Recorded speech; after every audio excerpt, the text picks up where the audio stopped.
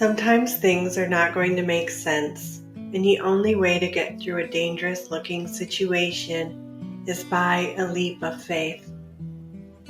When we were staying at a hotel in Florida that God had brought us to live in for a little while, I got into a situation where my need was greater than any logical way to fix it or save myself.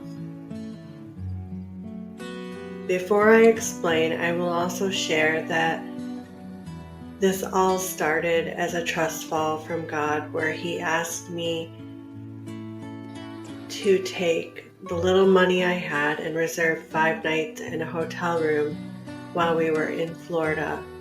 I was on the verge of being homeless, and before God told me to go to the hotel, He gave me a promise, and He said that He would be our endless basket of support, and that He would provide for us everywhere that He brought us, that He would be our home, we would not be homeless or go hungry, and that He would cover all of our needs out of His glorious riches. And that was my promise. And so for years now, I have had to draw from our needs out of my promise from God using my faith. Nothing else. And God has sent us the support that we've needed through a myriad of many ways, sometimes donations, sometimes mysterious amounts of money would show up in my account. I'd get business grants because God turned my blog into an actual LLC where I could qualify for things like that. And we were on our way to becoming homeless and had no way to survive, no one to help us, and no way to get through it all. And I wrote about this exciting and yet treacherous lifestyle that we lived for all of these years in a very vulnerable and transparent book called Naked Wings, which I have for sale on my website and on Amazon. But now that you got the backstory, so after we stayed at the hotel that God brought us to, my most dangerous and trustful ever, God brought us to this other resort hotel where we stayed for a while, and it was absolutely lovely, and I had some of the most beautiful encounters with God while I was there. But while I was at the hotel, things got a little scary, and I was in a really bad place for a moment. My bill at the hotel was nearly $3,000, and I was able to delay paying it in full until it was time to check out. I don't know how God did it, but He always allowed our room extension to be approved without charging me at that moment. I had to trust that God knew and that He would take care of every last detail, and that He wouldn't put us to shame, embarrass me, and that I wouldn't be in any trouble. I also needed miracle money to cover every continuous night and the food to feed me and the children. On top of all of those things, the Lord was preparing my heart to move across the country. In order to do that, because I had no vehicle, I had to rent a car to cover all travel expenses. As if that was not a big enough lake to cross, I needed the money to provide shelter for us, for our family when we finally arrived in Michigan.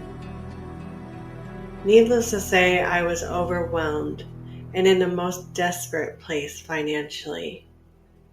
It looked like the end of the road because there was no logical solution to surviving this moment.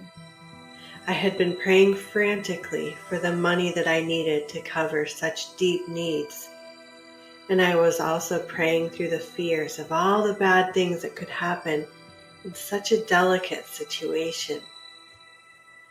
I had about $1,000 towards the hotel stays that I already owed with no foreseeable way to get out of trouble. It was then, in the heat of the situation, in many prayers, that the Lord spoke to me a strategy. The strategy of the Lord seemed insane to me, completely ridiculous. He instructed me to take all I had and give out of my deep need to someone else. I basically felt like God was asking me to put my children on the altar and sacrifice them, because that's what, as a mother, it felt like I was doing. And it was terrifying. As if letting go of one lifeline in order to grab another one is what actually I had to do. I had to release what I had in order to receive what I needed. This move required bold faith and determined trust in God. It was like getting out of a boat and expecting the unsupportive substance of water to hold me up, as if it were as firm as the solid ground. The Lord reminded me of the widow who was given a financial rescue by using her faith to give all she had in order to receive the release of all that she needed. In 1 Kings 17:12 it says, "And she said, As the Lord your God lives, I have not a loaf baked, but only a handful of meal in a jar and a little oil in a bottle. See, I am gathering 2 sticks, that I may go in and bake it for me and my son, that we may eat it and die." For the first time ever, I was able to experience the worry and the risk that this poor widow may have felt.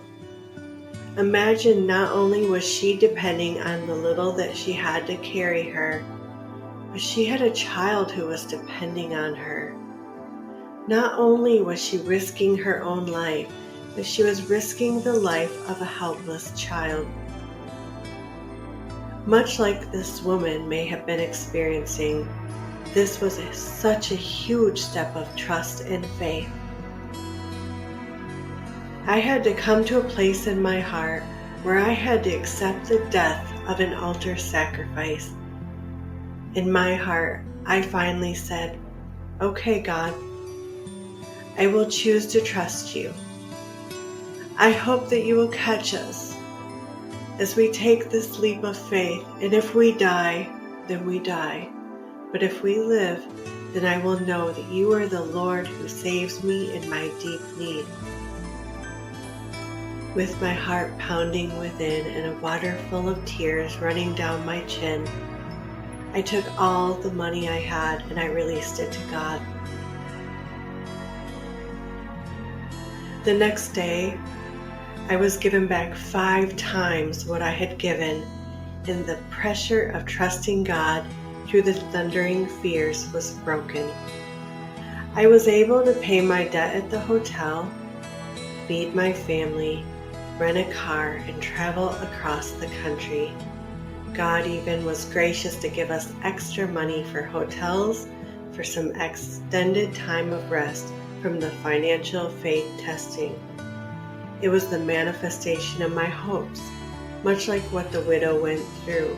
In 1 Kings 17:15-16 it says, "She went away and did as Elijah had told her. So there was food every day for Elijah and for the woman and her family. For the jar of flour was not used up, and the jug of oil did not run dry, in keeping with the word of the Lord spoken by Elijah." I honestly believe that the greatest sacrifice of faith is to give out of your need. The more the sacrifice costs you, the greater will be the release. Your deep need puts a deep release from the Lord's cup of blessings. Imagine how the Father God must have smiled at the way the woman decided to trust God with all that she had. It was a widow's offering that brought such a sweet relief and a rescue for her and her child. You may see a situation as a place like walking on water. You may be completely unable to support yourself, or so it may seem. But I pray that Jesus would show you such a deep and compassionate love as you take steps to trust Him with whatever He speaks to your heart. If God asks you to give out of your deep need, I pray that He would send you an immediate release of all that you need that will far exceed your hopes and expectations. If you would like to hear more about messages like these and keeping up with the live updates of our insanely scary and ever-changing faith walk of following God to live on only the support of His promise, then please visit my blog at diamondsfromthedust.com and check out the Flowers of Fulfillment page. This is a separate place where I share the deep details of our faith adventures, and I offer faith-boosting activations and motivational stories to help you see your promises fulfilled and prayers answered as well. It's a brand new thing, and I just started to build it in wonderful new ways, and it will only get bigger and bigger. Thank you for taking this journey with me. I love you so much, and I'm so thankful for you always.